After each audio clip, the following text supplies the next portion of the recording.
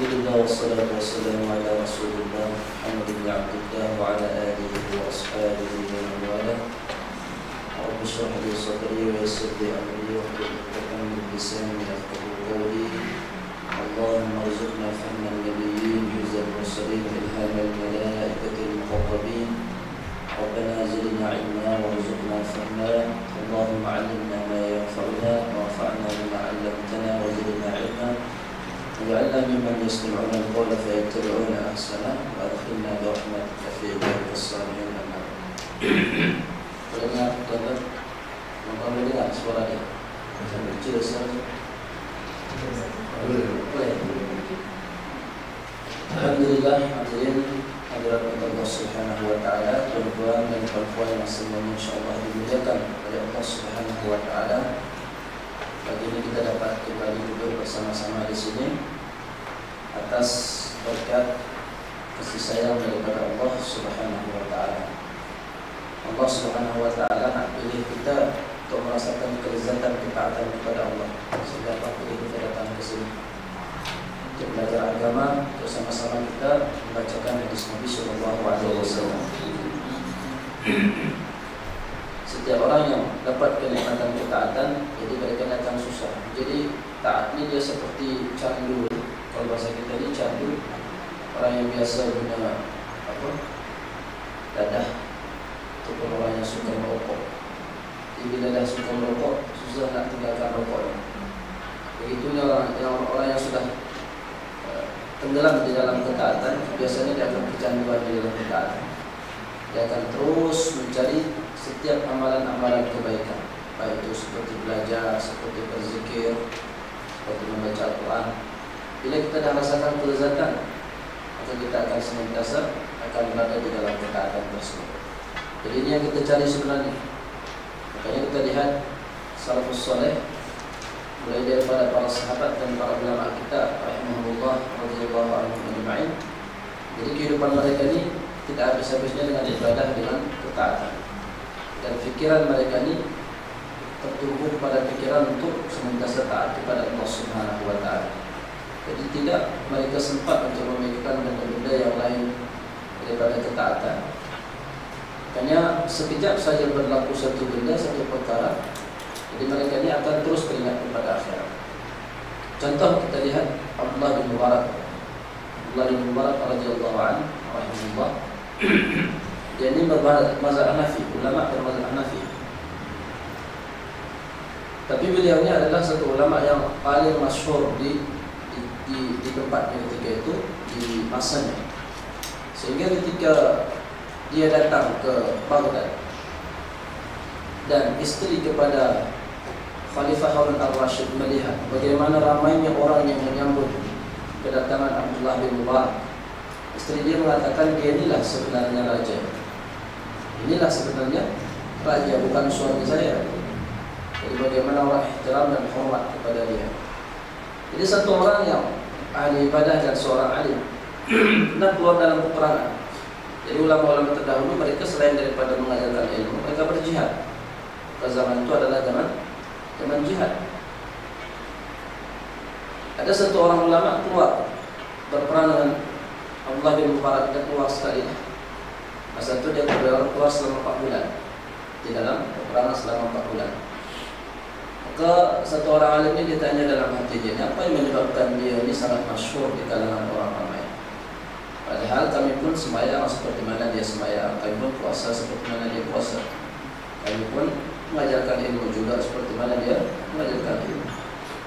Maka pada saat mereka berbincang pada malam hari, maka pelita yang mereka gunakan, pelita dulu itu kan bukan macam sekarang, pelita daripada api, pelita kecil itu. Ada satu orang pinjam, dia punya pelita ni, dia orang pinjam, dibawa pergi daripada tempat tersebut. Tinggallah kawan dia tadi dengan Abdullah bin Mubarak keluar. Jadi keadaan pun jadi gelap.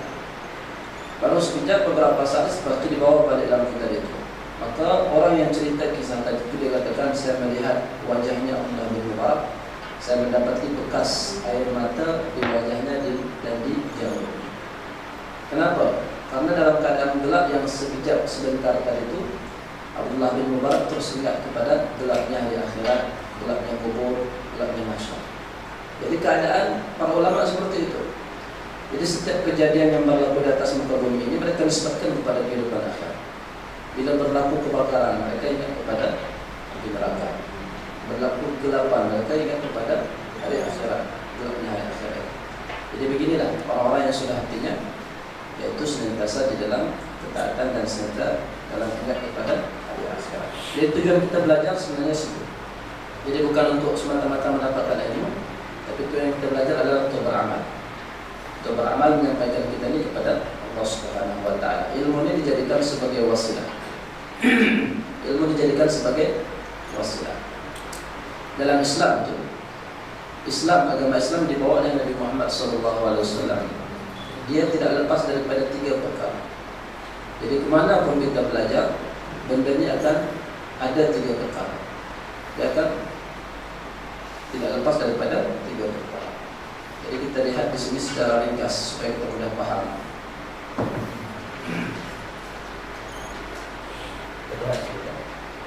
Ini Islam.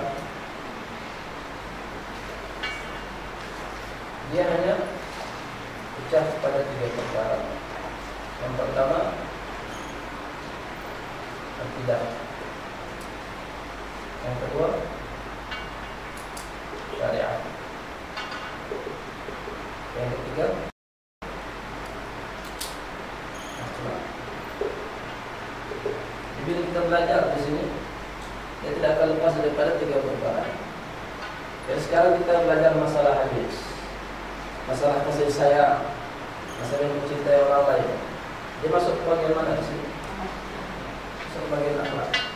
Nanti kita belajar fikih, belajar tentang puasa, belajar zakat, dia akan masuk kepada syariat. Begitu juga yang lain, belajar tentang akidah, imannya. Dia tidak lari daripada 3 perkara tersebut. Maka di sini kita belajar tentang hadis di sini, termasuk kepada kalau hadis ini berkaitan dengan hukum ahkam, maka masuk kepada bahagian yang kedua yaitu syariat. Kalau dia berkaitan dengan akidah, bagian pertama. Kalau dia berkaitan dengan akhlak, dengan tasawuf, itu masuk pada bahagian yang ketiga. Jadi itu agama Islam. Sehingga ilmu yang kita pelajari ini ada di 3 posisi, di 3 tempat. Maka dia dikatakan sebagai syariat. Satu orang yang belajar syariat, dia akan boleh sampai kepada Allah Subhanahu wa Ta'ala.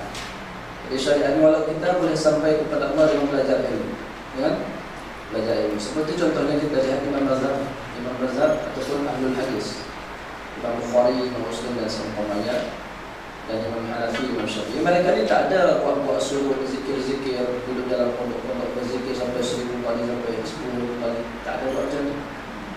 Karena zikir ini pun boleh menyampaikan kita kepada Allah dengan cara begitu boleh. Tapi cara mereka ini adalah dengan melalui jalan ilmu. Mereka mengajarkan ilmu, belajar ilmu, pun menyampaikan mereka kepada Allah Subhanahu wa Ta'ala sampai kepada Allah. Sebelum ini kita berbicara tentang hadis yang ke-13. Hadis yang ke-13 dalam kitab ini tentang ukhuwatul iman wal Islam, yaitu persaudaraan seiman dan seislam. Dan kita berhenti ketika itu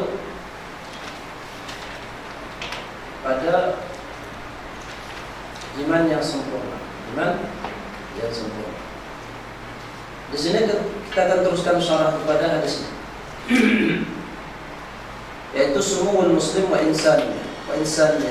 Ketinggian seorang Islam dan sifat sosialnya. Insannya ini sifat sosial ataupun sifat keinsanan seorang Islam. Maka daripada hadis ini kita dapat mengetahui bahwasanya yang paling penyayang di dunia ini adalah orang Islam. Orang yang beriman ini adalah orang yang paling penyayang di atas muka bumi ini. Sebab di dalam agama kita ini memang diajarkan untuk berkasih sayang, bukan hanya kepada orang Islam semata-mata, tetapi bahkan kepada orang kafir selain daripada Islam pun kita senantiasa diajarkan berkasih sayang. Seperti contoh-contoh yang telah kita bagi tahu, seperti mana daripada Nabi SAW ketika melihat jenazah orang Yahudi dia meninggal dunia, Nabi SAW menangis. Dan begitu juga para ulama perintahkan kita ni, kalau benci satu orang itu bukan karena benci jasadnya, kalau orang kafir, tapi kita benci kepada kafiran. Dia kata di dalam kitab ini, di antara kesempurnaan iman fil muslim an la yaqtasira fi hubbil khairi li ghairihi wa bughdhi syarri lahu 'ala al-muslim fahasbuh. Jadi kesempurnaan iman itu adalah bukan hanya semata-mata menginginkan kebaikan kepada orang Islam dan menolak keburukan daripada mereka. Bukan setakat itu. Fahasbu, bukan setakat itu. Jadi hasbu, hasib, ba. Itu maknanya cukup pun boleh juga. Seperti kalau kita dengarkan orang-orang Arab ketika mereka mengadakan musabaqah tilawatul Quran. Musabaqah tilawatul Quran. Kan ada pertandingan Quran. Pertandingan Quran itu ada yang mereka bertanding dari segi hafazan, ada bertanding dari segi tilawah, ada yang namanya fahmil Quran, ada yang namanya syarhil Quran. Sebab saya dulu selalu ikut di Indonesia, saya ikut bagian tahfiz lah, bagian tahfiz. Tapi saya perlu sampai tingkat provinsi tingkat negeri. Sebab kalau tilawah di Indonesia nak sampai ke tingkat nasional itu bukan benda yang mudah. Tingkat kampung pun kita susah nak lepas. Sana banyak pori-pori, banyak orang-orang yang bakal Al-Quran. Satu negara pun besar. Jadi kita nak melepas kampung, nak ke wilayah, nak ke provinsi, ke itu satu benda yang susah. Jadi situ ada satu bidang namanya fahmil Quran, ada bidang syarhil Quran, ada bidang tahfiz. Jadi kita ni yang pelajar-pelajar tahfiz biasanya lebih kepada bidang tahfiz. Maka kita cinta kepada orang-orang Islam, begitu juga kita wajib cinta kepada orang selain Islam. Artinya kebaikan juga kita inginkan kepada selain orang Islam, dan kita menginginkan keburukan itu tidak kena kepada orang selain Islam juga. Bukan berarti kita mengatakan kalau orang yang tak Islam pun biarlah dia mati lah. Ataupun kita katakan satu negeri yang bukan Islam penduduknya, mereka ditimpa satu bencana kita bergembira, tidak. Mereka mati dalam keadaan kafir. Patutnya kita ada kesedihan, kita sedih. Sebab di antara hamba Allah ini mereka mati dalam keadaan kafir dan masuk neraka. Dan masuk neraka ini bukan sebentar. Jadi selama-lamanya khalidina fiha abadan. Jadi maka di sini ada satu kesedihan. Jadi satu orang pun kalau kita lihat hati nurani kita sahaja, kita ikut kepada hati nurani kita sahaja. Satu orang yang dizalimi, walaupun dia bukan Islam, budak kecil, tapi anaknya orang putih, kita akan merasa kasihan. Ya, apalagi nanti di akhirat, di dalam neraka mereka akan disiksa sampai selama-lamanya. Jadi kalau kita keluarkan sifat insaniah kita ini, sifat kemanusiaan kita, dan kita renungkan tentang keadaan orang-orang ahli neraka yang tidak akan pernah keluar bila orang Islam semuanya sekecil-kecil iman yang pernah mengucapkan kalimat la ilaha illallah dikeluarkan, habis dari orang Islam di dalam neraka, tinggal orang kafir, maka ditutuplah. Jadi macam periuk ditutup, maka mereka ini tidak akan keluar sampai selama-lamanya. Ini dapat terbayang bagaimana kasihan mereka. Tapi kenapa di sini Allah tak bagi can kepada mereka? Padahal mereka hidup di dunia kan 60-70 tahun, ataupun paling banyak itu 100 tahun.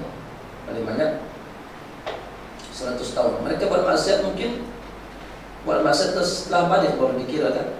Balik ini kalau untuk laki-laki biasanya umur 15 tahun. Jadi kalau umurnya 60 tahun, dia buat maksiat itu selama 45 tahun. Tapi kenapa dia azab selama-lamanya? Yang di dalam neraka itu bukan 1000 tahun, bukan 1.000.000 tahun, bahkan tidak ada batasan. Kenapa begitu? Apakah ini menunjukkan ketidakadilan Allah Subhanahu wa taala? Maka ulama-ulama akidah telah membahas benda ini. Mereka katakan karena seandainya orang kafir dikembalikan semula ke dunia, mereka akan tetap kafir kepada Allah Subhanahu wa taala. Dan seandainya mereka ini diberikan umur lebih daripada 1 juta tahun, seperti mana umurnya mereka tinggal di dalam neraka, sebanyak itu juga mereka akan kafir kepada Allah Subhanahu wa taala. Makanya tidak ada maaf bagi orang-orang kafir ini, akan disiksa. Maka sebelum kita kasih sayang kepada orang kafir, bila semasa mereka masih hidup, jadi ada kesempatan untuk berdakwah. Baru ini ada kawan-kawan kita di Medan. Ini kawan-kawan daripada kalangan jamaah tabligh masuk dalam berita. Mereka pergi ke Kolombia. Orang tabligh ini biasa pergi itu 4 bulan lah. 4 bulan, 40 hari, ada 3 hari. Ada satu rombongan daripada Medan pergi ke Kolombia. Selama mereka di Kolombia 4 bulan, mereka telah mengislamkan lebih daripada 1.200 orang. Orang Kolombia 1.200 orang. Jadi bila mereka ini nak habis waktunya, mereka nak balik ke Medan. Orang Kolombia ini merasa sedih dan mereka minta, hantarkanlah kepada kami ustaz-ustaz yang dapat mengajarkan Islam. Kami kan baru masuk Islam, takkan tinggal macam itu saja. Sehingga ketika itu di Medan banyak yang ditawarkan kepada ustaz-ustaz untuk tinggal di sana selama 3 tahun. Termasuk saya. Sebab di sana saya punya saudara itu orang-orang tabligh. Sebagai orang tabligh, mereka cari ustaz-ustaz yang bersedia untuk tinggal di sana 3 tahun. Dia kata, kita akan dibekali bukan hanya dengan duit, rumah dibekali, bahkan kalau mau istri pun dibagi. Dia kata macam itu. Tapi kita bayangkan 3 tahun itu bukan masa sekejap, ya, 3 tahun. Maksudnya di sini orang-orang mereka ini pergi ke sana berdakwah. Kita lihat dengan biaya sendiri, dan mereka pergi ke sana tidak ada siapa yang suruh. Dorongan hati semata-mata untuk melihat orang-orang Kolombia, banyak mereka yang masuk Islam. Ternyata di sana tuan-tuan, di orang putih sana itu mereka ini sekarang sedang haus. Jadi orang-orang yang kafir ini mereka merasa hidup mereka dalam keadaan kosong. Jadi bila kita ajarkan Islam, mereka akan sangat gembira. Baru-baru ini pun ada satu orang artis daripada Korea. Dia tinggal di Indonesia, dia sudah menjadi mu'alaf, dan dia senantiasa ikut tentang kajian Ustaz Abdul Somad. Ada tengok kan? Jadi orang-orang seperti mereka ini suka sekarang kepada Islam, karena mereka melihat Islam ini adalah agama yang damai, penuh dengan ketenangan. Disitulah kita mendapatkan sesungguhnya masalah hidup kita di dunia ini. Jadi begitu. Ya, agama baru susah di Korea lama itu. Agama baru yang Kristian yang dakwah yang ramai juga ya? Dia merugi semua dia masuk. Mungkin kita kalah cepat dengan mereka. Sebab dia maksudnya dia mencari sebab dia tak ada agama.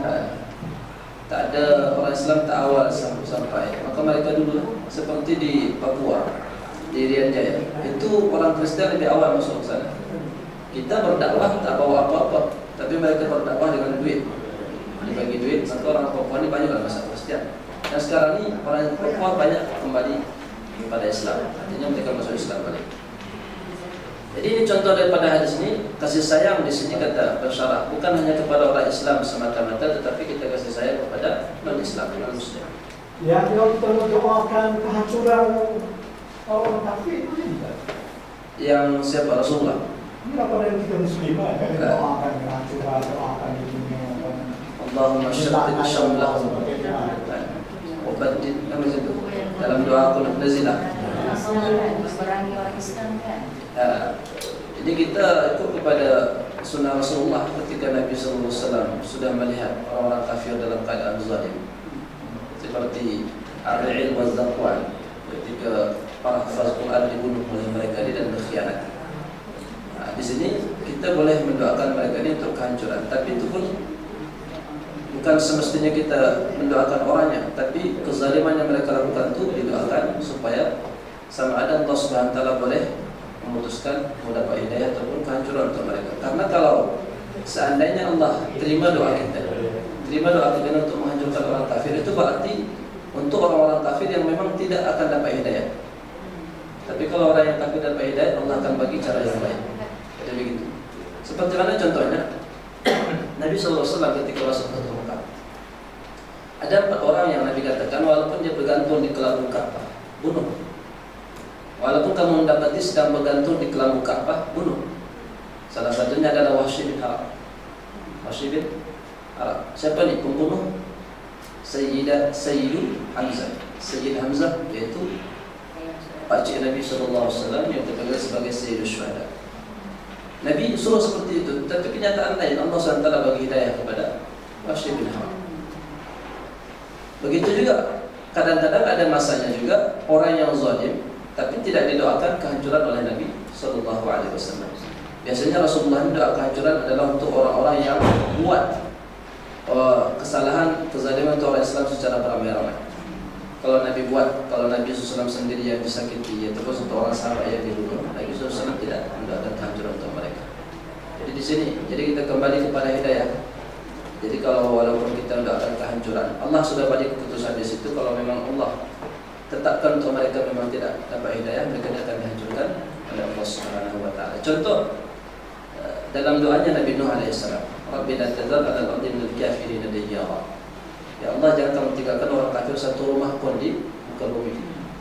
Dalam ayat yang lain Nabi Nuh katakan, kalau engkau tinggalkan mereka ya Allah, mereka akan tetap kufur kepada engkau.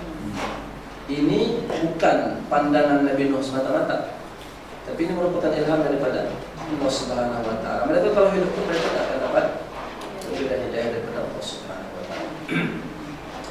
Jadi di sini dikatakan cinta kepada orang kafir juga. Apa yang kita cinta untuk mereka supaya mereka masuk Islam, supaya mereka mengambil iman di dalam hati mereka, mentauhidkan Allah Subhanahu wa taala. Dan kita benci untuk orang kafir, yaitu benci kepada kekufuran dan kefasikan.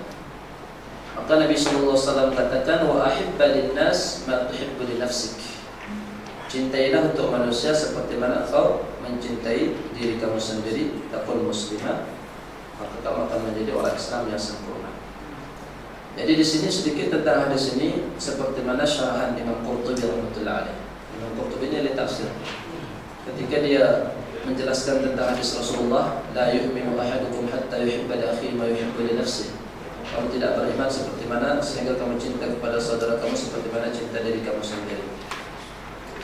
Maka di sini kata Imam Qurtubi, maksudnya kamu tidak akan mendapatkan iman yang sempurna, tidak disebut kamu sebagai orang mukmin yang sempurna sehingga kamu mengumpulkan di antara Islam dan salamah.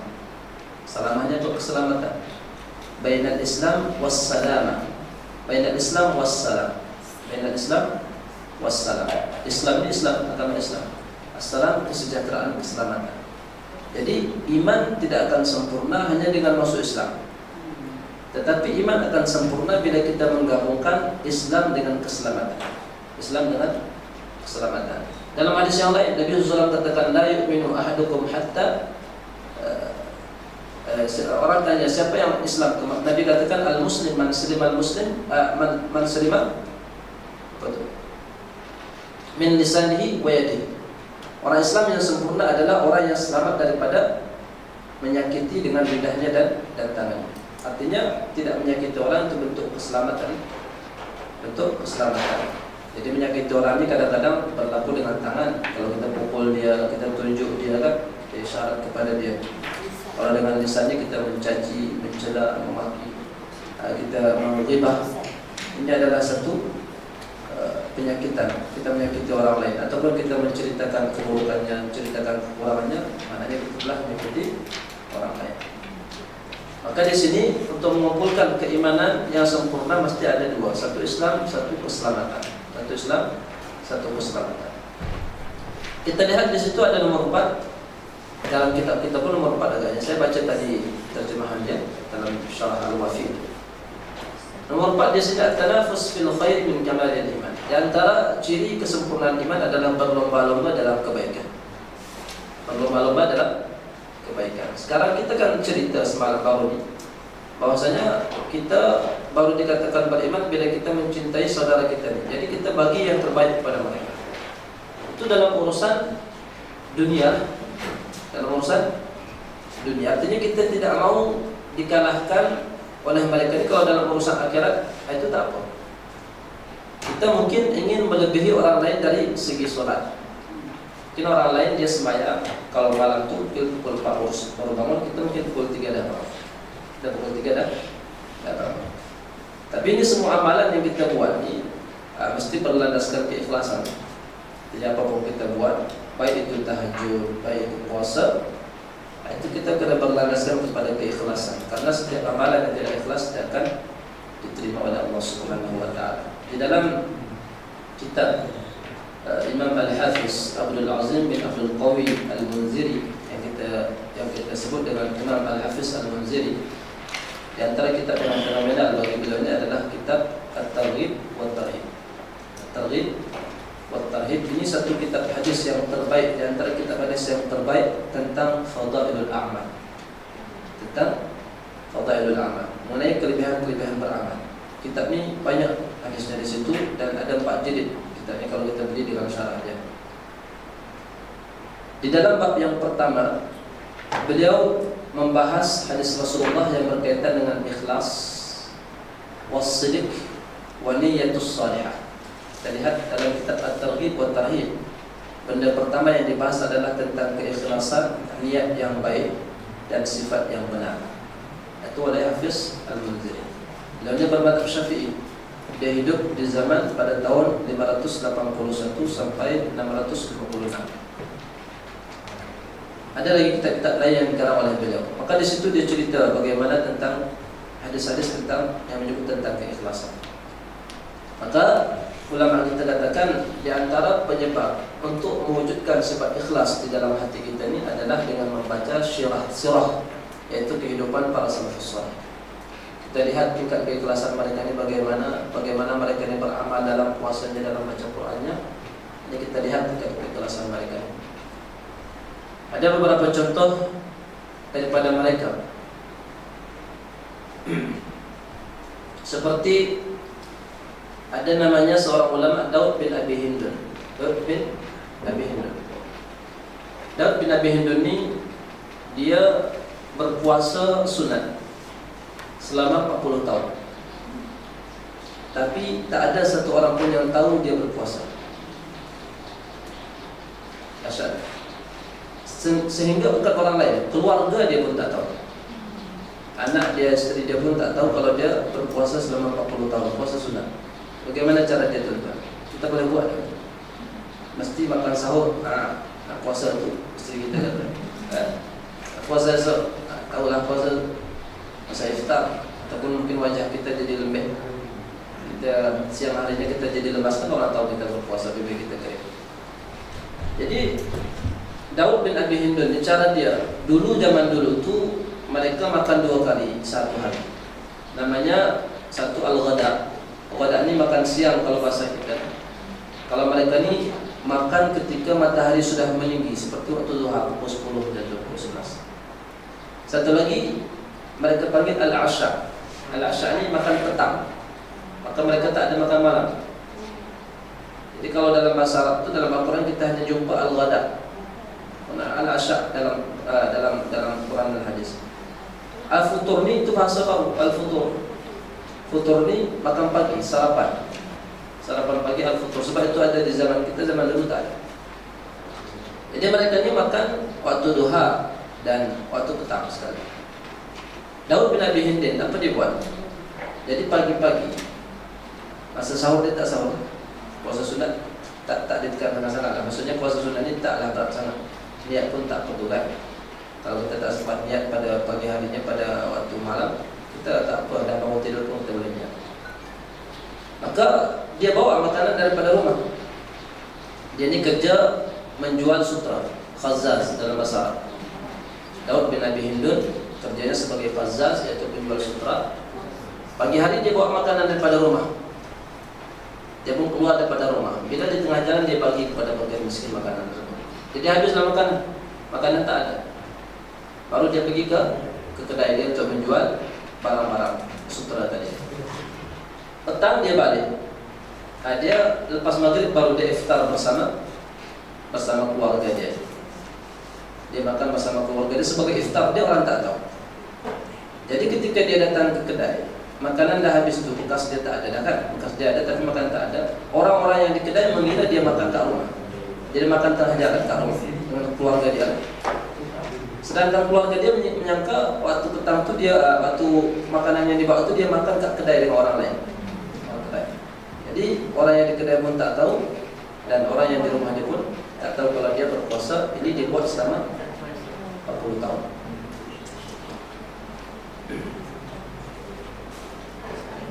Dan begitu juga ada satu orang namanya Ali Zainal Abidin, masyhur Ali Zainal Abidin, Ali bin Husain bin Ali bin Abi Thalib, yang senantiasa kita ulang-ulang di sini. Beliau ketika meninggal dunia, kan orang-orang mandikan jenazahnya. Jenazahnya kan dibuka, bajunya kan nampak bekas-bekas hitam di pundak dia.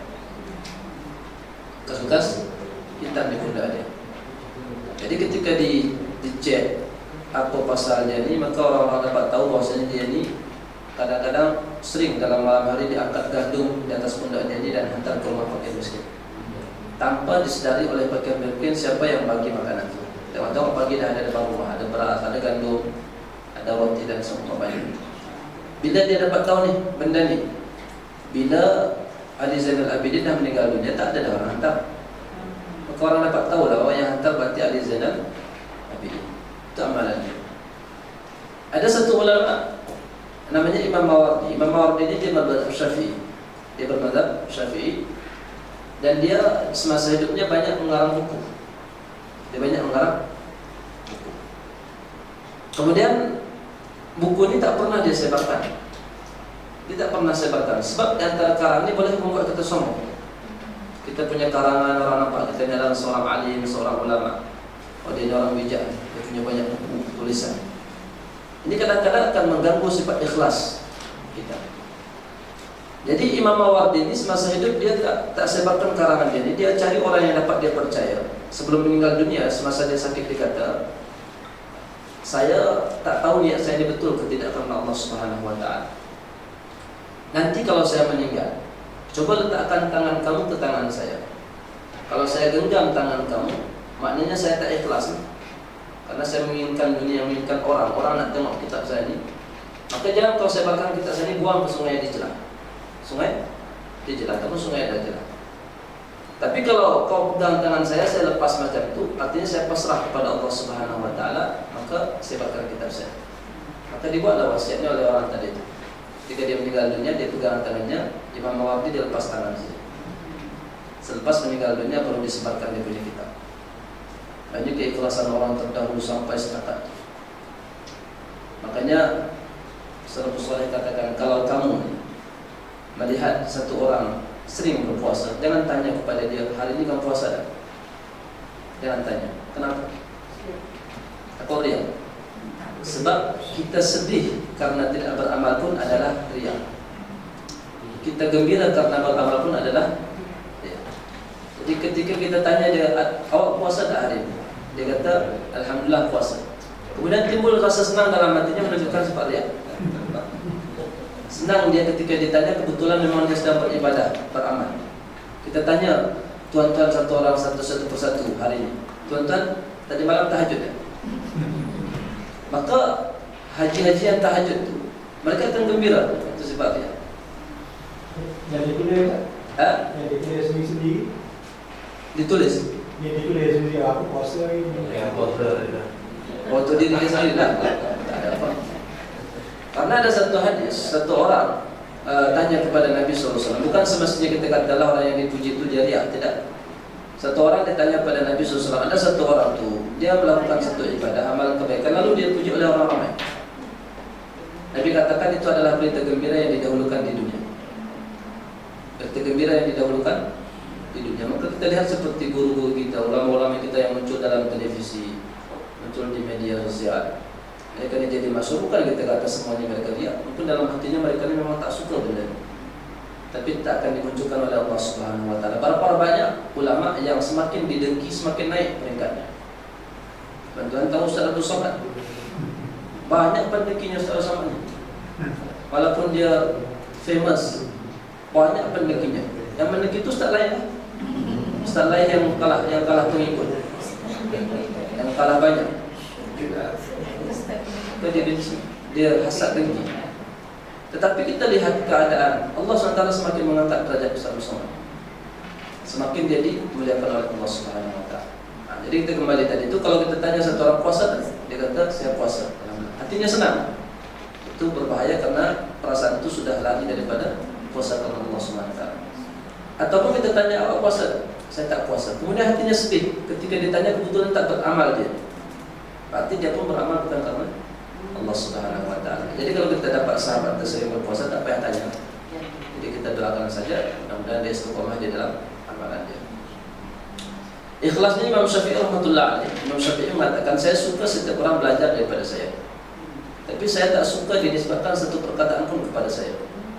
Jadi Imam Syafi'i tak suka kita katakan qala Syafi'i rahimahullah. Imam Syafi'i berkata, ini pendapat Imam Syafi'i, ini adalah fatwa Imam Syafi'i, ini adalah ijtihad Imam Syafi'i. Beliau tak suka. Dan beliau mengatakan, saya suka kalau berdebat dengan orang lain, saya dikalahkan atas dasar kebenaran. Jadi saya ingin saya dikalahkan dan yang nampak di situ kebenaran. Dia dapat menunjukkan kebenaran kepada saya. Ini cara berdebatnya orang-orang terdahulu. Bukan tujuan untuk mengalahkan musuh, untuk mempermalukan, untuk menjatuhkan marwah mereka dan tingkatan kedudukan ilmu mereka di kalangan orang ramai. Bukan itu tujuan. Jadi begitulah sifat keikhlasan yang mereka jaga dalam hati mereka. Dan ini secara umum dalam setiap ibadah, dalam setiap ibadah. Sehingga apapun ibadah yang kita lakukan, bukan ibadah yang tertinggi dalam keikhlasan yang tertinggi dalam ibadah adalah untuk mendapatkan Allah, bukan untuk mendapatkan surga dan neraka. Walaupun boleh satu orang perempuan yang sufi dan solehah, yaitu Rabi'ah al-Adawiyah, bila mengatakan, saya beribadah bukan karena takut kepada neraka dan bukan karena inginkan surga, tapi saya beribadah karena cinta dan rindu kepada Allah Subhanahu wa Ta'ala. Sehingga ulama katakan, orang yang ibadah karena surga dan neraka boleh tak? Mereka kata boleh. Tapi ini adalah adhafu maratibil muridina ila Allah, martabat yang paling rendah bagi orang yang ingin menuju kepada Allah Subhanahu wa Ta'ala. Boleh kita suka surga, kita dengar cerita daripada hadis. Surga ni macam dia luas, dia nikmat-nikmat di situ. Dalam surga diceritakan kalau buah delima itu besarnya kalau kilal. Kilal ni sesuatu tempayan. Baby yang kita mandikan masa kecil, dia punya baldi kan. Satu dia punya apa? Punya buah delima. Dalam hadis yang lain dikatakan besarnya buah delima ni bila dibuka isinya, kemudian tinggal kulit. Kita boleh duduk di situ satu rombongan manusia boleh duduk di atas kulit, di bawah kulit itu sebagai payung.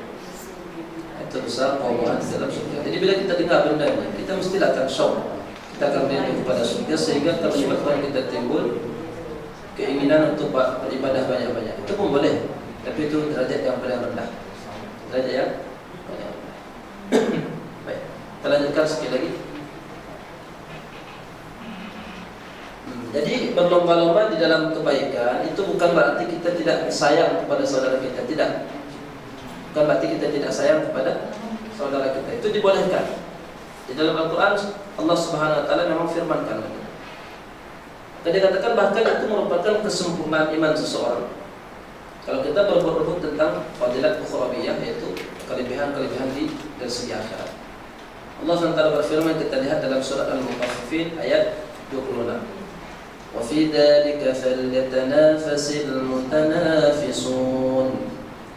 وَفِي ذَلِكَ, dan untuk perkara tersebut artinya nikmat-nikmat yang dikehendaki oleh orang abrar, orang-orang yang baik. Telah diceritakan berupa nikmat surga, keindahan-keindahan dalam surga, nikmat yang Allah beri kepada orang-orang yang baik. Mereka ini, orang-orang soleh ini, فَلْيَتَنَافَسِ الْمُتَنَافِسُونَ. Tidaklah mereka berlomba-lomba, tidaklah mereka berlomba-lomba untuk mendapatkannya. Itu bukan berarti kita tidak sayang kepada saudara kita, tapi secara umum kita sampaikan kepada mereka tentang kebaikan. Jadi kalau kita tahu tentang hadis kita sampaikan, kita tahu tentang Al-Quran kita sampaikan, kita tahu tentang kebaikan kita sampaikan. Dia mau cari banyak ataupun sedikit, itu kita perlulah berlomba-lomba di situ. Termasuk daripada hadis tadi itu.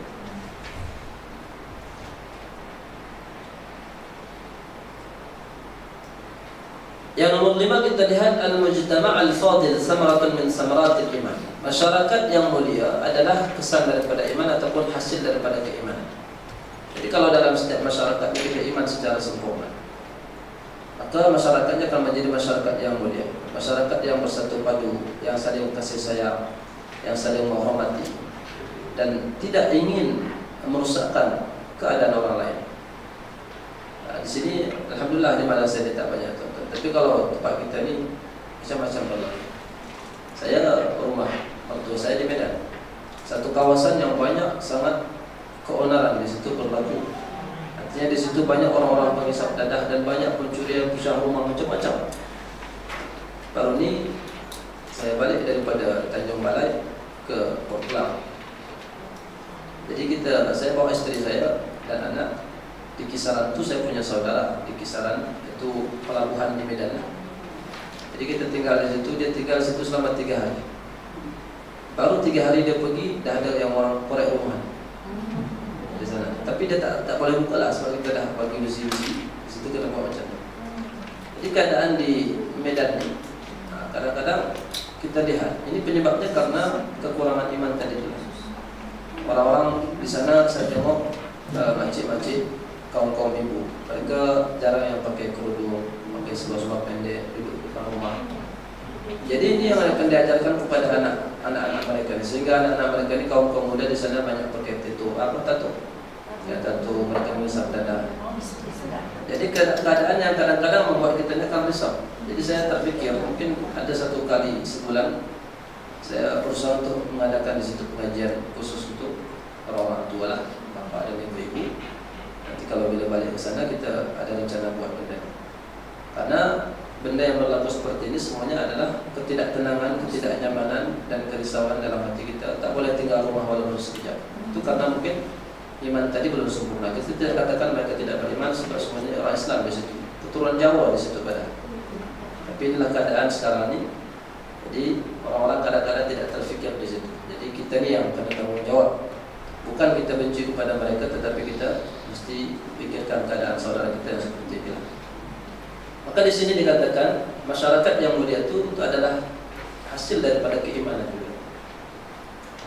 Di dalam hadis Nabi SAW, dalam hadis ini Nabi SAW menggalakkan kepada setiap orang Islam ayyahmila nafsahu ala hubbil khairi linnas, mendorong dirinya untuk mencintai kebaikan untuk orang lain. Ta'afad yakuna dzalika burhanan minhu ala sidqi imanihi wa husni islami. Bila kita ada perasaan cinta kebaikan untuk orang lain, ini menunjukkan benarnya iman kita dan sempurnanya Islam kita. Kita nak membuktikan kita ni Islam kita betul, iman kita sempurna, dalam hati kita ni ada tak cinta kebaikan untuk orang lain. Makanya Nabi SAW menggalakkan kepada kita untuk mencintai orang lain seperti mana kita mencintai diri kita sendiri. Bahkan dalam satu keadaan, mungkin kita ni adalah orang yang dimuliakan, ataupun orang yang berbahagia, ataupun orang yang diberikan nikmat oleh Allah Subhanahu Wa Taala. Kita tidak boleh diri melihat orang ketika dia ini melebihi daripada kedudukan kita. Bahkan keinginan dalam diri kita yang kita mengatakan untuk orang lain, mudah-mudahan dia pun macam saya pun, masih lagi kita belum sayang kepada mereka dengan sebenar-benar. Makanya ini seperti perkataan Fudail bin Iyad. Fudail bin Iyad ini satu orang ulama. Beliau punya julukan Tabibul Qulub. Seperti Tabibul Qulub, dokter hati. Dokter hati. Bukan dokter hati-hati ini, maksudnya dokter rohani lah. Dokter rohani, bukan jasad, bukan dokter untuk jasad, tapi dokter untuk roh. Ini Fudail bin Iyad. Beliau pernah katakan tentang hadis ini, in kunta tuhibbu an yakuna an-nas misla fama ataita an-nasihata li rabbik nasihata li rabbik kaifa wa anta tuhibbu an yakunu dunak. Kalau kamu menginginkan orang seperti kamu, kalau kamu menginginkan orang lain seperti engkau, artinya kamu belum lagi menginginkan kebaikan yang sempurna, belum lagi menyampaikan nasihat untuk Tuhan kamu, nasihat yang sempurna. Dalam agama dikatakan adilun nasihat. Agama itu adalah nasihat. Nasihat yang diperintahkan Tuhan kamu belum lagi kamu sempurnakan. Kenapa? Karena kamu menginginkan orang lain seperti kamu. Berarti kamu menginginkan orang lain di bawah kamu. Boleh paham tak? Kita nak orang lain macam kita, kenapa pula orang itu di bawah kita? Sebab kalau orang lain macam kita, maknanya kita lebih tinggi lah, karena dia ikut kepada kita. Dia ikut. Jadi di dalam ilmu balaghah ada namanya tasbih, ada namanya musyabbah bih. Musyabbah bih, penyerupaan dan yang diserupakan dengan benda lain. Jadi contoh, kita katakan seorang perempuan wajahnya bersinar putih seperti bulan purnama. Seperti bulan purnama. Jadi perempuan ini adalah tasbih, bulan purnama adalah yang diserupakan. Bulan dengan perempuan mana lebih cantik? Mana lebih terang? Lebih terang bulan kan? Maknanya bulannya lebih tinggi lah. Jadi kalau kita katakan kita nak orang lain seperti saya, maknanya kita lebih tinggi daripada dia. Kita lebih tinggi daripada dia. Jadi kita tak begitu. Walaupun orang melebihi kita daripada segi kemuliaan dan segi kedudukan, maka kita menyukai benda tersebut, menunjukkan kita mentahqiq, mewujudkan iman yang sempurna di dalam diri kita. Begitu juga wabittali liyatahaqqaqa al-mujtama' al-fadil. dan juga untuk mewujudkan masyarakat yang mulia. Li'annahu idza ahabba kullu wahidin minan nas li ghairihi ay yakuna mislahu fil khair ahsan ilaihim wa amsaka an idatihim. Karena setiap orang bila cinta kepada orang lain, kita kalau dah suka kepada orang lain, kita akan menginginkan kebaikan untuk dirinya. Kita akan inginkan kebaikan untuk dirinya. Dan kita ingin dia tidak dapat mudarat. Dia tidak dapat mudarat. Kadang-kadang amalan orang terdahulu tak masuk akal. Tak masuk akal. Artinya amalan mereka ini mencintai orang lain itu sudah melebihi daripada apa yang kita ketahui sekarang. Tak patutlah bagi kita. Kita kata tak patut. Contoh kisahnya Anas bin Malik, sahabat Nabi SAW, yang khadim Rasulullah SAW, yang dalam hadis ini riwayatnya adalah beliau, dan dia punya kunyatnya adalah Abu Hamzah. Kunyat Abu Hamzah. Beliau mengatakan, saya keluar bersama satu orang ke pasar. Pasar ni artinya tempat berjual beli dah. Kita ni boleh-boleh saja pergi ke pasar. Walaupun dalam hadis ada riwayat yang mengatakan orang yang pergi ke pasar pagi-pagi dia membawa bendera syaitan. Dan Nabi katakan, abghadul bilad ila Allah aswaquha. Jadi tempat yang paling dibenci Allah adalah pasar. Tapi Rasulullah SAW keluar pasar, berjalan-jalan di pasar. Dalam Quran diceritakan, ma li hadzal rasul ya'kuluna at-ta'am wa yamshuna fil aswaq. Kenapa ni Rasul ini? Dia makan juga macam kita dan berjalan di pasar-pasar. Bukan berarti semua yang berjalan di pasar itu adalah benda buruk. Cuma di pasar itu sumber keburukan. Kenapa dikatakan seburuk-buruk negeri tempat adalah pasar? Karena di situ ada caci maki, di situ ada suara yang tinggi, di situ ada penipuan, di situ ada melengking dan seumpamanya. Itu sumber keburukan di situ. Imam Ahmad bin Hanbal berjalan di pasar. Dia sengaja pergi ke pasar tapi untuk kebaikan.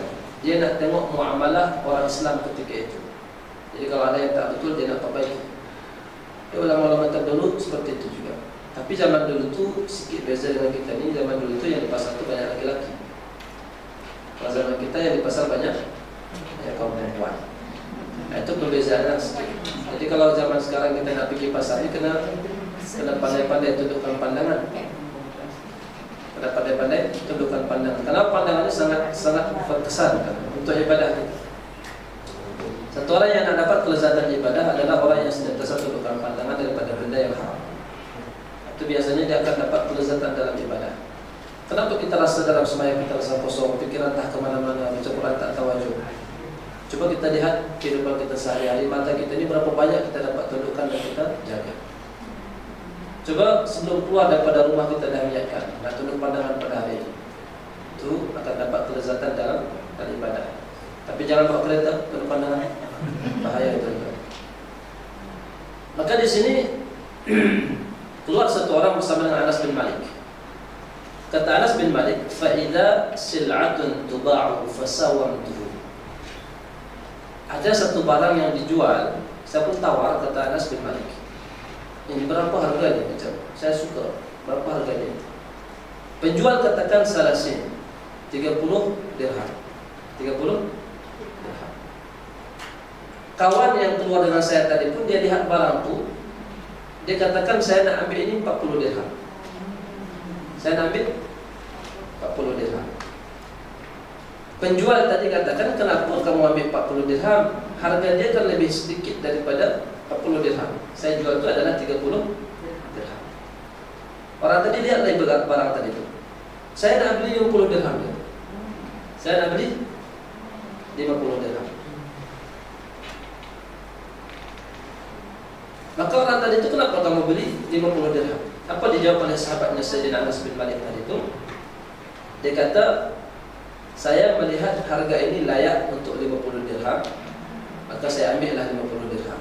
Dan saya mendengar Nabi SAW bersabda, la yu'minu ahadukum hatta yuhibba li akhihi ma yuhibbu li nafsihi. Tidaklah kamu beriman secara sempurna sehingga mencintai saudaranya seperti mana mencintai dirinya sendiri. Kita lihat, coba kalau kita balikkan keadaan kepada diri kita. Seandainya orang yang tawar kepada kita, tawar 30 dengan 50, mana kita terima? Mesti 50. 30 ringgit dengan 50 ringgit. Jadi kita suka seperti itu. Kesukaan ini kita praktekkan kepada orang lain, kepada saudara-saudara kita. Jadi bila kita pikir-pikir, tak berapa masuk akal kan? Tapi itulah perbuatan orang soleh zaman dulu. Jadi perbuatan mereka ni banyak yang melebihi akal kita ni, sehingga mungkin memang kita tak mampu buat. Kita ni kalau boleh 30 jadi 15 ringgit. Awal dah bagi 30 dah okey dah, kita nampak ni rasanya kalau 30 pun okey. Kita nak tawar lagi 15 ringgit. Kalau boleh 10 ringgit. Itu keadaan kita. Tapi maka di situ mungkin keimanan kita beza martabat dengan keimanan para sahabat radhiyallahu anhum.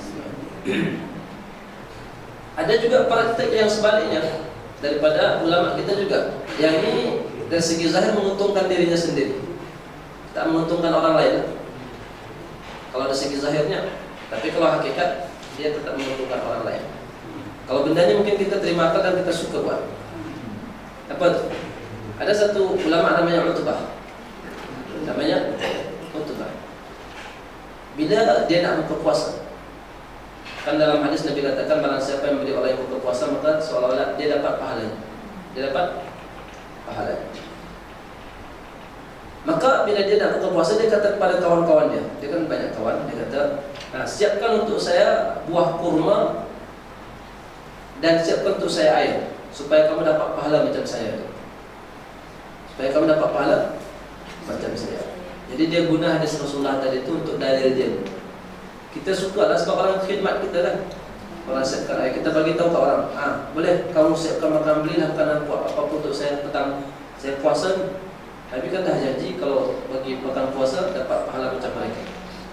Dia buat praktik macam ini. Ini kalau kita pikir-pikir menguntungkan diri sendiri. Tapi pada hakikatnya memang betul seperti itu yang dikatakan oleh Nabi sallallahu alaihi wasallam. Di Jawa Tengah ada satu kiai, satu orang donatur. Donatur ni orang dermawan. Dia hantar duit yang banyak untuk bantuan madrasah. Dia tak terima kasih dengan orang tadi itu. Ketika orang tanya kepada dia, kenapa Pak Kiai tak terima kasih sedikit pun? Bukankah Allah katakan malam yushkirin nas dan yushkirillah. Orang yang tidak syukur kepada manusia, tidak terima kasih kepada manusia, tidak bersyukur kepada Allah SWT. Kiai itu jawab, sepatutnya dia yang terima kasih. Asbab madrasah ni, duit dia telah dijadikan di jalan Allah. Jadi dia fikir macam itu pula.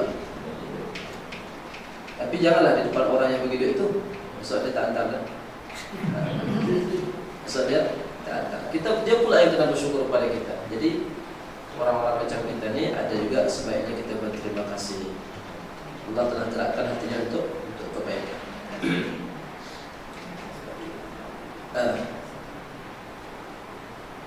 Untuk menghasilkan masyarakat yang mulia, maka setiap orang yang cinta kepada orang lain, maka kita inginkan kebaikan terhadap mereka, dan kita akan menahan diri daripada menyusahkan mereka. Maka ketika satu orang cinta kepada orang lain dan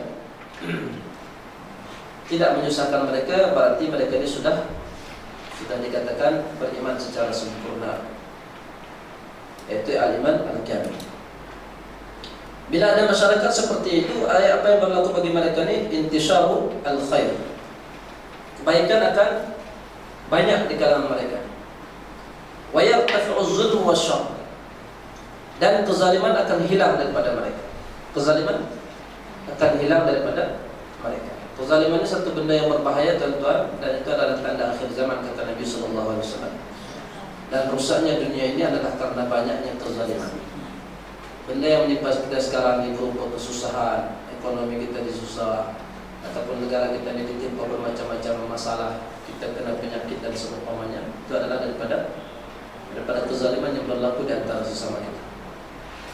Sekarang ini yang paling masyhur apa sekarang ini, tuan-tuan? Penyakit yang sedang merebakkan. Itu pun karena kezaliman sebenarnya. Ada setengah orang itu sebut sebagai musibah, ada setengah orang itu sebut sebagai fitnah. Apa beza musibah dengan fitnah? Fitnah ini maknanya ujian. Ujian ini kena kepada siapapun, orang baik pun kena, orang tak baik pun kena. Kalau musibah itu kepada orang kafir saja. Habis bila penyakit macam ini kena kepada kita, apa yang berlaku? Itu sebagai rahmat, kata Nabi sallallahu alaihi wasallam, rahmatan lil mu'minin. Jadi setiap penyakit yang jatuh kepada orang-orang Islam itu adalah sebagai rahmat. Musibah yang kena pada mereka itu bagi orang beriman adalah rahmat. Atau kezaliman di sini tidak akan tersebar. Dalam satu hadis Rasulullah SAW bersabda, "Ma zahara al-baghy." Tidaklah nampak satu kezaliman. Di sini diterjemahkan al-baghyu, di sini az-zulmu wal jawr. Kezaliman dan tindakan sewenang-wenang dan permusuhan fi qaumin, tidaklah nampak satu kezaliman dalam satu kaum illa zahara fihim al-mutan, sehingga akan muncul di kalangan mereka ini al-mutan. Mutan ini kematian yang banyak. Kematian yang banyak. Kematiannya ada dua penyebab, sama ada karena peperangan, pembunuhan, ataupun karena penyakit. Seperti sekarang lah kita rasakan seperti kita sekarang ini. Orang-orang sudah pada takut karena bahkan kita nak pergi sebagian di tuan-tuan dan puan-puan mungkin ada nak pergi umrah tak boleh. Sekarang disekat umrah. Dengar-dengar haji pun ada sekat, tapi tak pasti lagi ya. Haji kata-kata dengar-dengar nak disekat tahun. Ini kenapa? Allah Subhanahu Wa Taala tahan kita ni karena di kalangan kita tidak ada lagi mahabbah, tidak ada kasih sayang, banyak kezaliman di kalangan kita. Benda ini pernah berlaku di zaman Rasulullah SAW juga. Tapi di zaman Rasulullah ni ada satu penyakit, namanya penyakit ta'un. 100 tahun selepas hijrah Nabi SAW, dalam jangka 100 tahun saja, dalam jangka 100 tahun selepas hijrahnya Rasulullah SAW, penyakit ta'un ini berlaku 4 kali di kalangan mereka. 4 kali berlaku. Sekali ketika berlaku perjanjian Sulhul Hudaybiyah. Perjanjian Hudaybiyah pada tahun 6 Hijriah. Pada tahun 6 Hijriah. Sehingga pada tahun yang ke-7 itu dipanggil sebagai Umratul Qadha. Pada tahun itu dipanggil sebagai Umratul Qadha. Jadi pada tahun 6 Hijriah ini itu berlaku perjanjian Hudaybiyah, dan di situ Allah turunkan penyakit ta'un. Cumanya Allah selamatkan Jazirah Arab. Yang kena ketika itu adalah orang Syam, Parsi dan Rom. Parsi dan Rom itu tahun yang pertama. Dan biasanya penyakit tahun ini banyak menyebabkan kematian. Kemudian yang kedua tahun yang berlaku namanya tahun Al-Amwas. Tahun Al-Amwas. Tahun Al-Amwas ni itu banyak menyebabkan kematian di kalangan para sahabat. Ini Nabi SAW sudah tidak ada lagi ketika itu. Nabi dah meninggal. Karena ini masih dalam kawasan 100 tahun selepas Rasulullah SAW. Maka banyak di kalangan sahabat yang pergi ke Syam, tinggal di Syam, mereka juga meninggal dunia. Di antara yang meninggal sahabat-sahabat yang terkenal adalah Mu'adz bin Jabal. Mu'adz bin Jabal sahabat terkenal meninggal karena penyakit ta'un. Dan juga Fadl bin Abbas. Fadl bin Abbas saudara kepada Abdullah bin Abbas. Fadl bin Abbas ini kan salah satu sahabat yang mendukung Nabi SAW ketika sakit ingin melaksanakan sholat berjamaah. Itu Fadl bin Abbas. Dia pun meninggal dunia karena penyakit ta'un Amwas. Kemudian datang tahun yang ketiga. Itu lagi dahsyat daripada tahun sebelumnya. Dipanggil ta'un Jarif. Ta'un Jarif. Jarif ini maknanya binasa, yang binasa. Dipanggil tahun Jarif karena banyaknya orang yang binasa ketika itu. Banyaknya orang yang meninggal ketika itu. Anas bin Malik, yaitu perawi hadis kita, hadis yang ke-13 ini. Beliau ini kan pernah didoakan oleh Nabi SAW semacam kecil, ya Allah berilah keberkatan pada umurnya dan hartanya. Pada umur dan pada hartanya dan anak-anaknya. Pada harta dan anak. Jadi Sayyidina Anas bin Malik ini diberikan anak yang banyak oleh Allah Subhanahu Wa Taala. Anak dia pun banyak, cucu dia pun banyak. Ya kalau macam kita kalau berhimpun di rumah tu cucu kita 13 kan, 20 itu ramai nanti. Ramai nanti. Kalau Sayyidina Anas ini cucu dia lebih daripada 100 orang. Keturunan dia yang hidup di masa dia. Tapi Allah uji dia semasa keluar tahun Jarif. Itu tahun yang ketiga ini. Dalam satu hari pernah meninggal keturunan dia ini 73 orang. Dalam satu hari 73 orang meninggal anak.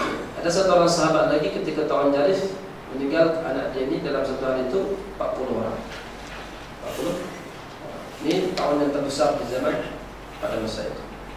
Kemudian yang keempat adalah namanya ta'un al-wafayat. Ta'un al-fatayat. Ta'un al-fatayat ataupun orang sebut ta'un al-ashraf. Ta'un al-ashraf. Ta'un al-fatayat ini disebutkan fatayat. Fatayat ini jamak daripada fatatun. Fatatun dalam bahasa Arab artinya nak perempuan. Pemudilah, kalau bahasa kita pemuda, pemudian. Itu fatatun. Dipanggil sebagai ta'un al-fatayat, ta'unnya anak perempuan muda, sebab ta'un ini dia bermula daripada perempuan-perempuan yang masih gadis, anak-anak dara. Mereka dulu yang kena baru merebak kepada perempuan yang dewasa, baru kepada laki-laki. Dan juga ta'un ini disebut sebagai ta'un al-ashraf. Al-ashraf ini yang mulia, yang mulia. Karena ta'un yang keempat ini banyak menjemput nyawa orang-orang yang punya kedudukan dan jabatan ketiga itu. Antara yang meninggal pada tahun yang keempatnya adalah Abdul Malik bin Marwan. Abdul Malik bin Marwan sebagai khalifah, dia pun meninggal karena tahun al-fatayat ataupun tahun al-ashraf. Maka itu tidak heran bagi kita. Nabi SAW dah katakan, ma zahara al-bagh, tidaklah nampak kezaliman dalam satu kaum illa zahara fihim al-mautan, melainkan akan banyak kematian di kalangan mereka, kata Rasulullah SAW. Jadi zaman kita ni kita kembali ke situ. Apa yang kita hadapi sekarang ni tidak lari daripada benda ni. Di sini banyak kezaliman antara seperti kemaksiatan, sehingga kita diuji oleh Allah Subhanahu Wa Taala. Tapi kalau kita kasih sayang sesama kita, maka kembali kepada hadis tadi itu yang berlaku adalah yaitu intisyarul khair, tersebarnya kebaikan di dalam masyarakat kita. Dan juga intizam syu'unil hayah, kehidupan kita ini teratur, tidak berterabur kehidupan kita di masyarakat kita ini, kehidupan tenang, aman, teratur. Dan selama mana setiap orang ada perasaan seperti itu, kalau ada perasaan kita cinta kepada saudara kita tadi itu, maka penyebabnya kita akan gembira. Bila saudara kita gembira, kita akan sedih dan merasa sakit. Apabila saudara kita pun merasa sakit dan merasa sedih. Seperti dalam hadis Nabi SAW minggu lepas sudah kita baca, tapi di sini di bawah di syarah ini terakhir, di syarah akhir ini dibawakan oleh pensyarah. Nabi SAW pernah bersabda, taral mu'minin fi tawaddihim wa tarahumihim misal jasad idza ishtaka minhu 'udwan tada'a lahu sa'irul jasad bis-sahar wal humma. Ada dalam kitab kita berkata, taral mu'min, kamu mendapati orang beriman itu adalah dalam kasih sayang mereka, dan dalam berbelah kasihan mereka ini adalah seperti satu jasad. Apabila sakit salah satu daripadanya, maka semua menanggung kesusahan dan tidak dapat tidur. Semuanya akan demam dan tidak dapat tidur.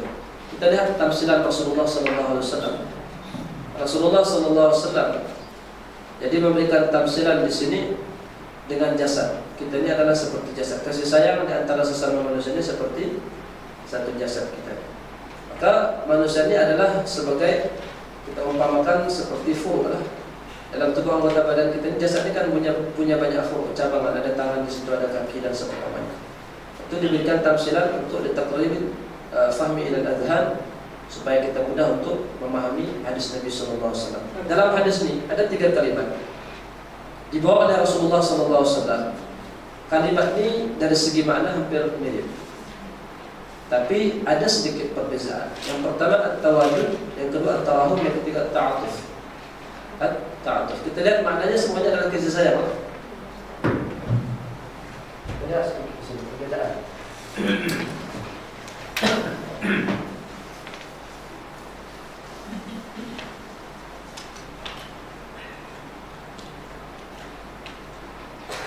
Ada 3 kalimat yang bermakna kasih sayang.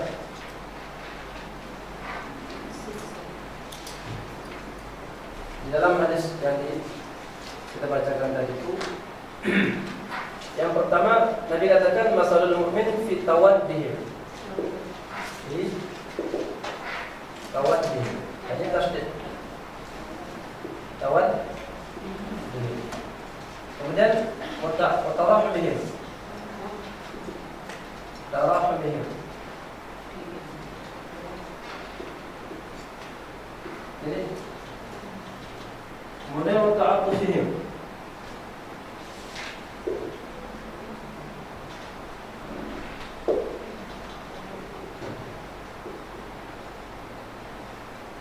Ini asal katanya daripada tawadu. Tawadu.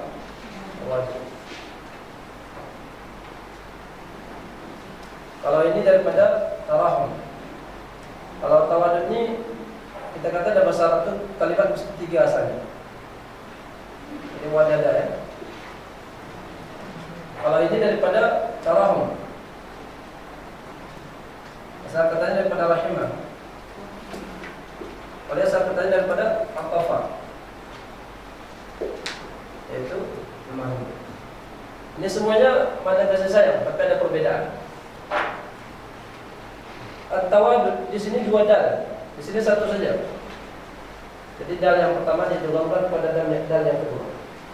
Didogam jadi tasdid. Jadi at-tawadud. Kalau tawadud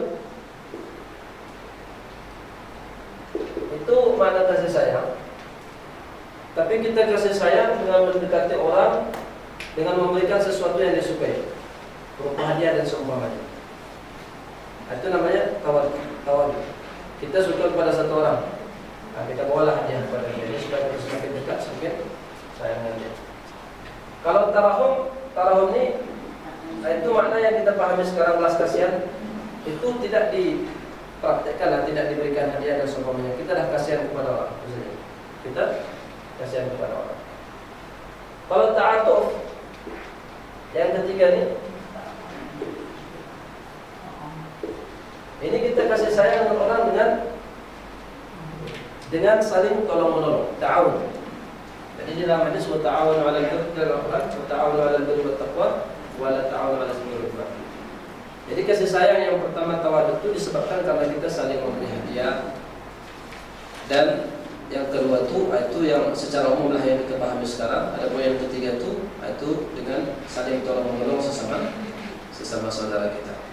Makanya kita diperintahkan, Nabi katakan, maukah saya ajarkan kepada kamu satu perkara yang kalau kamu buat kamu akan saling berkasih sayang. Nabi SAW katakan, afshus salam wa at'imut ta'am. Dan ada juga Nabi katakan, saling berkasih sayanglah, saling memberi hadiahlah kamu sehingga kamu akan saling berkasih sayang. Jadi hadiah ini penting bukan? Hadiah ini di samping dia mendapatkan pahala juga, hadiah macam sedekah juga. Cuma bezanya hadiah ini secara umum lah. Kita boleh bagi kepada orang fakir, kepada orang kaya, kepada saudara kita, siapa saja boleh kita bagi hadiah. Ibu kita kepada ayah kita. Jadi lebih luas dia punya jangkauan itu lebih luas. Kalau sedekah biasanya kita bagi kepada orang-orang fakir. Apalagi kalau berupa zakat, itu sudah ada asnaf tersendiri yang dijelaskan di dalam Al-Quran. Maka memberi hadiah itu sifat berkasih sayang. Maka zaman dulu itu banyak praktek ini banyak diamalkan. Kita lihat kalau saya sendiri dalam masa kecil, masa bulan puasa, ini tetangga kita ini rumah itu banyak buka puasa itu. Semua tetangga akan menghantar buka puasa yang mereka masak pada rumah kita. Dan di sana adalah satu aib kalau kita kembalikan bekas mereka ini kosong. Jadi kena isi juga. Artinya saling memberikan hadiah. Dan itu diamalkan. Sekarang dah hilang semua. Itu zaman saya pun masih tak berapa tua sangat. Baru jalan 35. Itu pun dah hilang dah amalan seperti itu. Balik-balik bulan puasa ini tak ada orang hantar dalam puasa. Padahal sekarang ini kita lebih maju dan orang-orang lebih kaya, keadaan lebih mewah, tapi tak ada dah bulan ini. Jadi kasih sayang karena saling memberi hadiah itu sudah hilang. Amalan ini, tradisi ini sudah tidak ada. Jadi orang-orang kampung ini kadang-kadang di situ letakkan jabatan mereka. Hatinya polos-polos, tapi hatinya mereka ini saling berkasih sayang dan saling baik di antara sama mereka. Maka kalau kita ada sifat tadi itu, Nabi katakan kamu melihat kasih sayang orang orang beriman dengan yang lain adalah seperti mana satu jasad tadi itu. Bila satu anggota akan sakit, maka semuanya akan saling menanggung kesakitan. Hadis ini dikeluarkan oleh Imam Bukhari dan Imam Muslim rahmatullah alaih. Yang nomor 6 di sini, dua yang terakhir, masyarakat yang tidak beriman adalah masyarakat yang anan. Anan ini kita katakan masyarakat yang mementingkan diri sendiri. Di situ diterjemahkan dalam buku kita egois. Egois ini mementingkan diri sendiri. Dan baghid. Baghid adalah masyarakat yang dibenci. Masyarakat yang dibenci. Dia kata idza jabala al-iman fil qulub wa intafa kamaluhu intafat mahabbatul khairin nas min an-nufus. Iman bila sudah jadi lemah dalam hati, maka akan ternafilah, akan hilanglah kasih sayang terhadap kebaikan kepada manusia. Kasih sayang kepada manusia akan kebaikan. Dan yang akan menempati hati tadi itu adalah al-hasad wa niyatul ghash. Kita hasad, dengki kepada saudara kita dan ingin menipu mereka. Ingin menipu mereka. Sedangkan amalan hasad ini adalah amalan yang paling dibenci di dalam Islam dan akan memudaratkan diri kita sendiri. Kita kalau hasad kepada orang, bukan orang itu yang rugi. Jadi al-hasad ta'kulul hasanat kama ta'kulun nar al-haqab. Hasad itu akan menghabiskan kebaikan kita seperti mana api itu akan menghabiskan kayu bakar. Akan membakar kayu bakar. Itu perumpamaan diberikan kepada orang yang suka hasad dengki. Maka hasadnya tidak ada kebaikan di dalamnya, melainkan dua saja kata Rasulullah. Bila kita boleh hasad? Kita boleh hasad dalam dua perkara. Satu, amal ibadah, ilmu. Satu, orang yang Allah bagi harta, tapi petang, siang dan malam dia membelanjakan hartanya di jalan Allah Subhanahu wa ta'ala. Yang kedua, orang yang Allah bagi Al-Quran dan dia membaca Al-Quran siang dan malam karena Allah Subhanahu wa ta'ala. Jadi kita boleh hasad kepada mereka. Kalimat dalam hadis ini memang dikatakan hasad, tapi makna sebenarnya di sini ghibtah kata ulama. Ghibtah, ghain ba ta ta marbuta, ta marbuta. Ghibtah ni kita menginginkan seperti orang lain tanpa kita menginginkan nikmat itu hilang daripada orang lain. Kalau hasad ni dia buruk. Hasadnya kita nak nikmat itu hilang daripada orang. Jadi kita tak terima dia dapat nikmat, tak suka kita dia dapat nikmat. Ini perasaannya banyak zaman kita sekarang, tuan-tuan. Bahkan saling dengki-mendengki ini bukan hanya di kalangan orang-orang kita ni yang ahli bisnis atau orang yang bekerja, tapi di kalangan ulama pun sudah ada hasad dengki. Di kalangan ulama yang dia menyampaikan ilmu yang sepatutnya karena Allah Subhanahu wa ta'ala, timbul perasaan hasad dengki. Kenapa? Kenapa kawan dia lebih ramai daripada saya? Dia ikut dia. Kenapa kawan ni pengajiannya lebih banyak daripada saya? Lebih banyak daripada saya pernah jumpa satu orang sahabat. Dia tinggal di Selangor. Orang kita lah, orang Melayu kita. Pengajian dia dalam satu bulan 100 kali lebih. Dalam satu hari itu lebih daripada 3 kali itu. Saya jangankan nak buat, fikirkan pun dah penat. Nak fikirkan dah penat.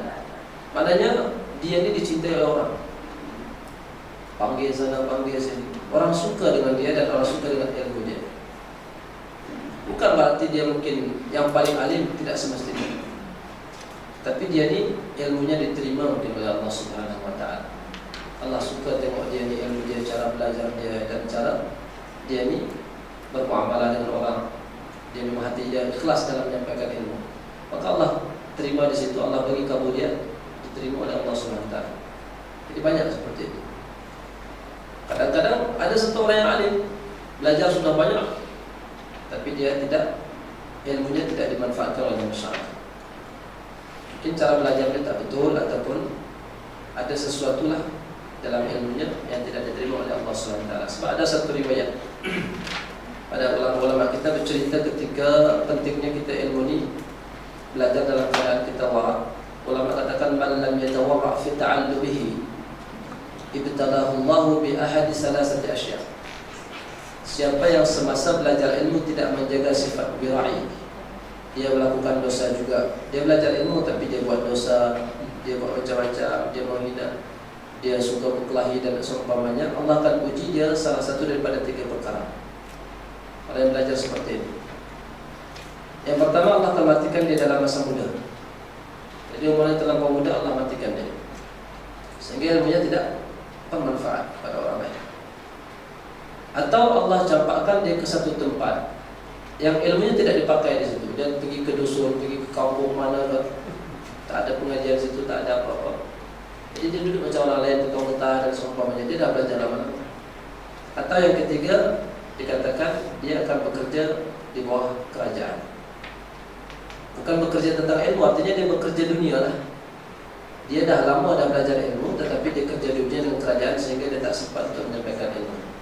Jadi penyebabnya adalah salah satu daripada penyebab yang salah satu tiga ini adalah karena semasa belajar dia tidak menjaga sifat wirainya. Maka penting semasa belajar juga kita seperti itu. Maka hasad banyak berlaku dan dilarang di dalam Islam, melainkan dua saja.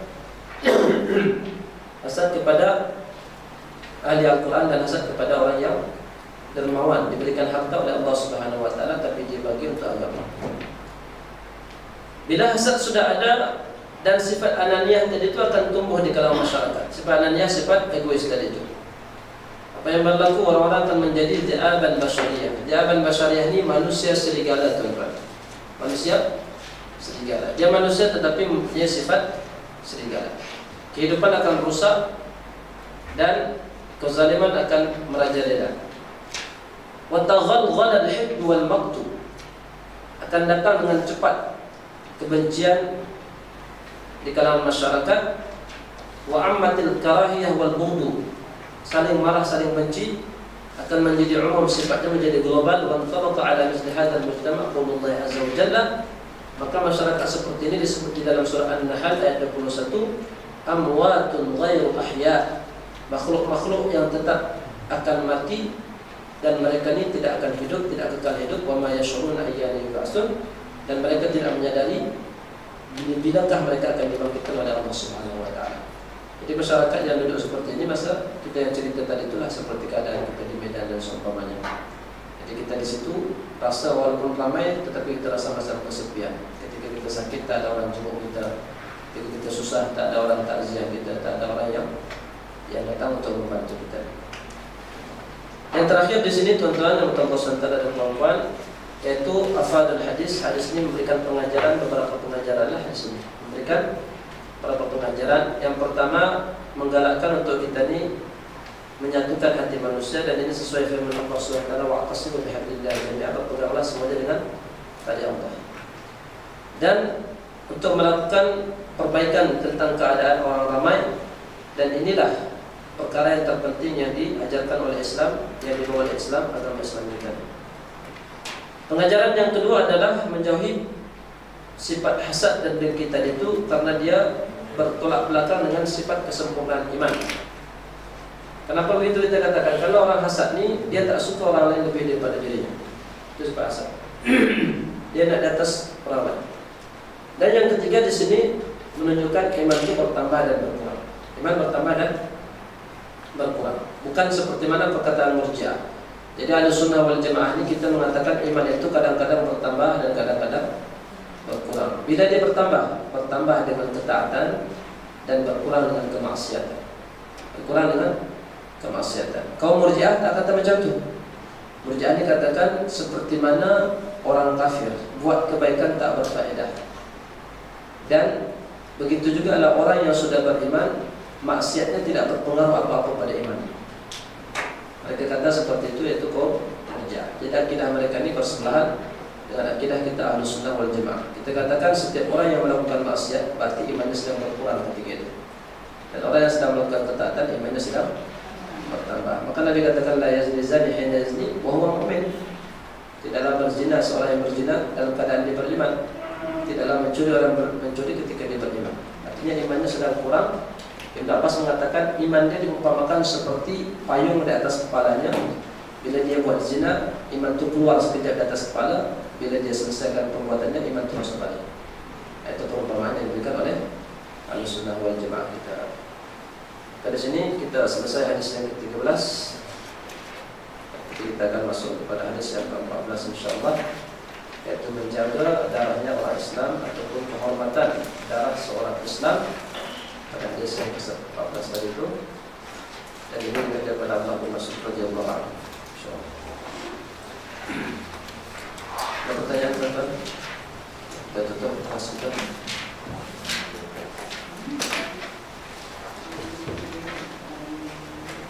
Ada tanya tak? Cukup, nak balik dah. InsyaAllah kita tambah sebentar lebih kepada kita. Dan kita ada masih berbagi lagi berapa hadis? 14 daripada 42. Berapa tu? 28. 28. Mudah-mudahan kita diberikan kemudahan untuk menyelesaikan kita ini. Mari kita sempurnakan dengan doa kafaratul majlis. Subhanallah wa bihamdihi, subhanallah wa bihamdihi, asyhadu an la ilaha illa anta, astaghfiruka wa atubu ilaik. Assalamualaikum warahmatullahi wabarakatuh.